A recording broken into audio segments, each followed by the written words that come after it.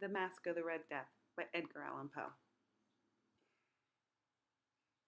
The occupants of the lands were infested with a red death, a disease that crept into the bodies and filled their souls with a horrific pain, and scarlet blood ran through every pores and every crevices of their bodies. Those non-inflicted ran from the fear of having this pain inside them, so they seeked shelter and ran to other lands. In trepidation of his own mortality, Prince Prospero took it upon himself to try and hide and find a safe holding for him and his fellow friends. He chose the best of the knights and most beautiful of the dames to go to one of his abbeys, a stronghold with high walls and strong gates, in hopes that this will keep him safe from the Red Death. Inside these walls there were 7 rooms, each room decorated individually with a certain color. One such room was all black. It was all black with black velvet. The only color inside of it was the glow of the red window that stood in front outside. Inside this black room was a clock. This clock chimed on every hour, and these chimes would send shivers of ice down the spines of every dweller inside this palace.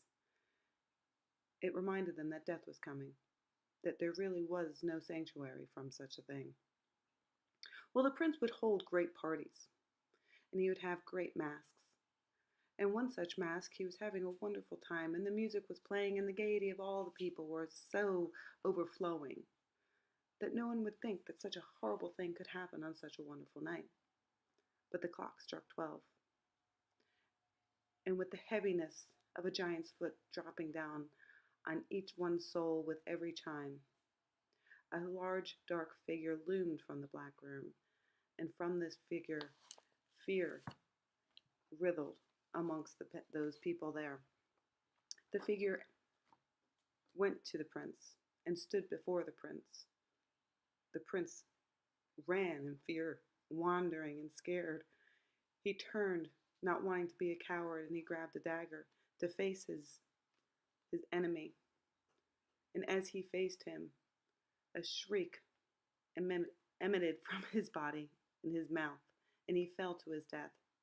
And his followers ran to him to see what happened, and they too fell to their death. For you see, you cannot hide from the Red Death. It too will find you. There are no walls strong enough to protect you. And you too will be lying on the ground in festering flesh.